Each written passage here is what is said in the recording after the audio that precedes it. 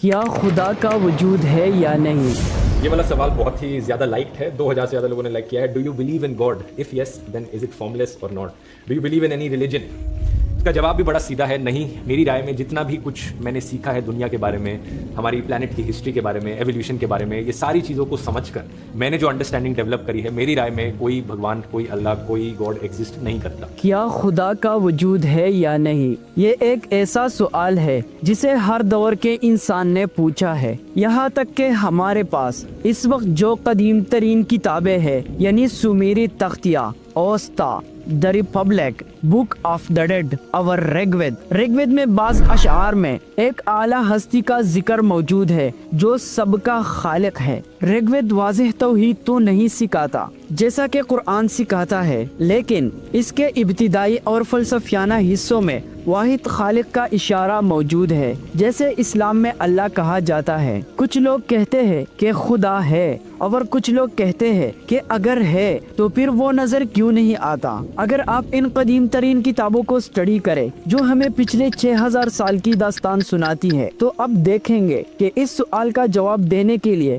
7 طرح کے لوگ سامنے آئے ہیں۔ پہلے وہ کہ جنہیں خدا پر مکمل یقین ہوتا تھا، وہ کہتے تھے کہ ہمیں 100% یقین ہے کہ خدا ایگزسٹ کرتا ہے۔ دوسرے وہ کہ جنہیں محسوس تو ہوتا تھا کہ خدا ہے، لیکن ان میں یقین کی بہت کمی ہوتی تھی۔ تیسرے وہ کہ جو یقین بھی کرنا چاہتے تھے لیکن انہیں کسی ثبوت کی تلاش ہوتی تھی۔ چوتھے وہ کہ جو اس بارے میں بالکل نیوٹرل تھے کہ پتہ نہیں خدا ہے یا نہیں، ہمیں تو بس اپنے روزمرہ کے مسائل کی فکر ہے۔ پانچویں وہ کہ جو کہتے تھے کہ میں خدا کو صرف تب مانوں گا جب مجھے کوئی پکا ثبوت ملے، یعنی کہ وہ لوگ جو ہمیشہ معجزوں کی ڈیمانڈ کرتے رہے ہیں۔ چھٹے وہ کہ جو تقریباً ملحد تھے کہ شاید خدا نہیں ہے، وہ کہتے تھے کہ اگر خدا ہوتا تو اس دنیا میں کبھی برائی نہ ہوتی، اس جیسی باتیں۔ اور ساتویں وہ کہ جو بالکل کٹر ملحد ہو گئے، جن کی ایک ہی تان ہوتی تھی کہ خدا نہیں ہے، خدا نہیں ہے، خدا نہیں ہے۔ اگر آپ ان لوگوں کی نفسیات کو سمجھے تو آپ دیکھیں گے کہ آسمانی ہدایت کے علاوہ ان لوگوں کو ایک چیز کی بہت ضرورت ہوتی ہے، کسی سائنٹیفک دلیل کی۔ یہ لوگ کہتے ہیں کہ ہمیں لاجک کے ساتھ جواب دے،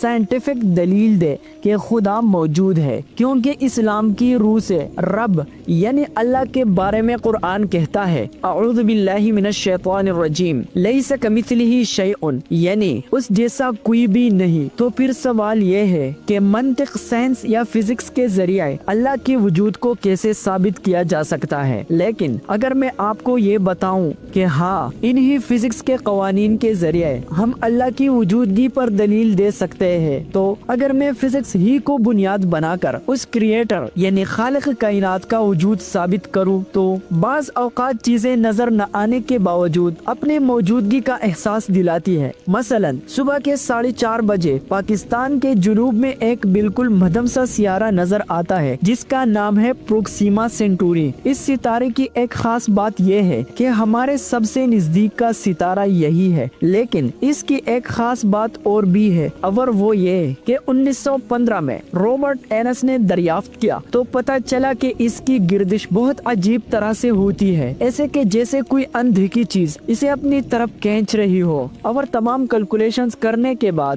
نتیجہ یہ نکالا گیا کہ وہ اندھیکی چیز بالکل ہماری زمین کی طرح کا کوئی سیارہ ہوگی کہ جو اسی کھینچ رہے۔ آپ کو پتا ہے کہ 4 سال تک سائنسدان اس تھیوری پر یقین رکھے رہے کہ اگرچہ وہ ہمیں نظر نہیں آ رہا لیکن کوئی سیارہ ہے جو پروکسیما کو اپنی طرف کھینچ رہے، اور یہ تھیوری 2016 میں سچ ثابت ہو گئی، کیونکہ تب پہلی مرتبہ وہ اندھیکا سیارہ دکھائی دیا جس کا آج اس وقت نام ہے پروکسیما سینٹوری بی ہے، ایک ایسا سیارہ جو طویل عرصے تک کسی کو نظر تو نہیں آ رہا تھا لیکن ایگزسٹ ضرور کرتا تھا، اور سائنس کی اس ٹیکنیک کا نام ہے پریڈکٹیو ماڈلنگ۔ اور آج سائنس کی اسی ٹیکنیک کو استعمال کرتے ہوئے میں آپ کو ثبوت دوں گا کہ خدا ایگزسٹ کرتا ہے۔ لیکن آخر سائنس کس چیز کا نام ہے جبکہ قرآن یہ دعویٰ کرتا ہے کہ اس کائنات کو سنبھالنے والا بھی اللہ ہی ہے؟ اس دعوے کا ذکر سورہ فاطر میں ہے کہ الحمدللہ فاطر السماوات والارض، یعنی سب تعریف اللہ کے لیے ہے جو آسمانوں اور زمین کو کو پیدا کرنے والا ہے۔ لیکن آگے چل کر اسی سورہ میں ایک بڑی ہی زبردست آیت ہے کہ اللہ ہی آسمانوں اور زمین کو تھامے ہوئے ہے تاکہ وہ اپنی جگہ سے ہٹ نہ جائے، اور اگر وہ ہٹ جائے تو کوئی بھی انہیں اللہ کے سوا تھام نہیں سکتا۔ کون ہے اللہ جس نے اس کائنات کو نہ صرف بنایا بلکہ وہ اسے سنبھالے ہوئے بھی ہے۔ اور اب وقت آ گیا ہے کہ ہم اپنا پریڈکٹیو ماڈل اپلائی کر کے دیکھیں کہ کیا اللہ واقعی ایگزسٹ کرتا ہے۔ آپ کو ایک مزے کے بات بتاؤ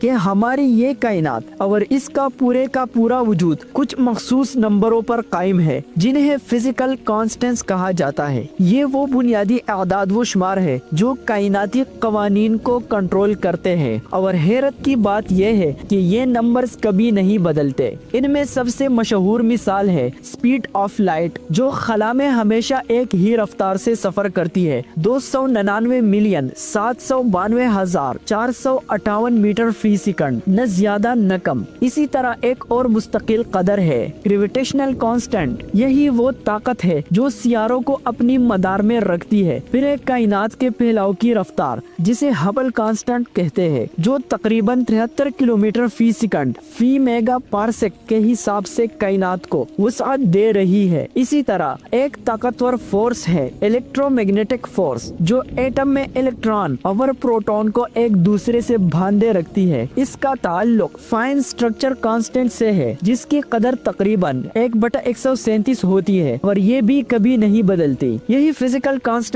کائنات کی سب سے بڑی چیز یعنی کہکشاں سے لے کر سب سے چھوٹی چیز یعنی الیکٹران تک میں ایک ہی جیسے رہتی ہے۔ اگر ان میں بال برابر بھی فرق آ جائے، اور میرا مطلب واقعی بال برابر ہی ہے، تو نہ تو یہ کائنات ہوتی اور نہ ہی ہم۔ مثال کے طور پر اگر کشش ثقل یعنی گریویٹی تھوڑی سی بھی کم یا زیادہ ہوتی تو ستارے یا تو بہت گرم ہوتے یا بالکل ٹھنڈے پڑ جاتے۔ لیکن اس سے فرق کیا پڑتا ہے؟ شاید آپ سوچ رہے ہوں گے کہ اگر ستارے نہ ہوتے تو کیا ہو جاتا؟ زیادہ سے زیادہ رات کا آسمان زیادہ ڈارک ہو جاتا، تو اس سے مجھے کیا فرق پڑتا؟ آپ بہت غلط ہے، کیونکہ اگر ستارے نہ ہوتے تو ہم بھی نہ ہوتے، کیونکہ جن ایلیمنٹ یا عناصر سے مل کر ہم بنے ہیں وہ کسی زمانے میں ستاروں ہی کے اندر پیدا ہوئے تھے، اور وہ ستارہ اگر زیادہ گرم یا زیادہ ٹھنڈا ہوتا تو کبھی اس کے اندر کوئی ایلیمنٹ یا عنصر پیدا ہی نہ ہوتا۔ لیکن یہ عنصر ہوتا کیا ہے؟ اپنے ارد گرد نظر دوڑائے، ہر وہ چیز جو آپ کو نظر آ رہی ہے بشمول آپ کے اپنے جسم کے، یہ سب کچھ مادے یا میٹر سے بنا ہوئے ہے۔ اسی لیے تو ہم اسے مادی دنیا یا پھر مٹیریل ورلڈ کہتے ہیں، اور یہ تمام کا تمام مادہ صرف اور صرف 118 عناصر سے مل کر بنا ہے، کہ جن میں سے اکثر کے نام آپ نے بھی سن رکھی ہوں گے۔ مثلا آپ کا جسم یہ صرف 6 عناصر سے مل کر بنا ہے: oxygen, carbon, nitrogen, calcium, phosphorus, hydrogen. ذرا سوچئے کہ یہ 6 چیزیں یا یہ سارے کا سارا مادہ آیا کہاں سے تھا؟ ستاروں میں سے۔ اور وہ کیسے؟ آپ کو پتا ہے کہ اس کائنات کی پیدائش کے بعد صرف اور صرف 20 منٹ کے اندر ہائیڈروجن پیدا ہو گئی تھی۔ پروٹون کا سائز بالکل پرفیکٹ تھا۔ اب چونکہ ہائیڈروجن بن گئی تو پھر اسے ستارے بنے۔ پھر ان ستاروں کے بننے کے بعد ان کے اندر نیوکلیوسینتھسس ہوا، اور پھر اس کے بعد ستاروں کے اندر آکسیجن، کاربن، نائٹروجن اور سب کچھ بنا۔ اب صرف امیجن کرے کہ اگر ستارے نہ ہوتے تو نہیں آکسیجن ہوتی اور نہیں کاربن، اور اگر یہ دونوں چیزیں نہ ہوتی تو نہ میں ہوتا اور نہ آپ ہوتے۔ چلے یہاں میں آپ کو ایک اور بڑی مزیدار بات بتاتا ہوں۔ مان لیا کہ پروٹون کا سائز پرفیکٹ ہوتا، یہ ایک اتفاق ہو سکتا تھا، لیکن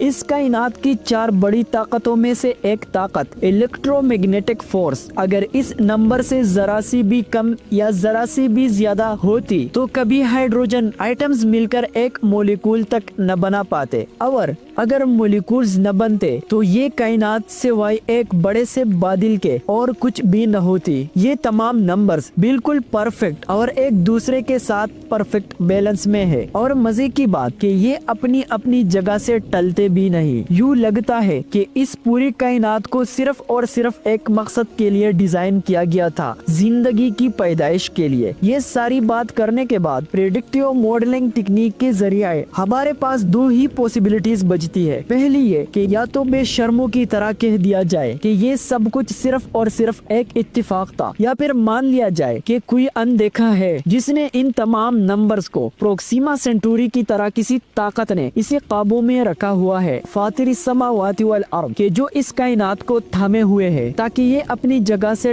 ٹل نہ جائے۔ کوئی ہے جس نے ان تمام نمبرز کو نہ کبھی کم ہونے دیا اور نہ کبھی زیادہ، کیونکہ اگر یہ نمبرز کم یا زیادہ ہو جائے، اگر یہ نمبرز ٹل جائے تو پھر سوائے اس اندیکھے رب کے انہیں کوئی اور تھام بھی نہیں سکے گا۔ وہی اللہ رب العزت ہے جو نظر تو نہیں آتا لیکن ہر طرف اس کی موجودگی محسوس ہوتی ہے۔ وہی فاطر السماوات والارض ہے، وہی ذوالجلال والاکرام، دی ون اینڈ اونلی۔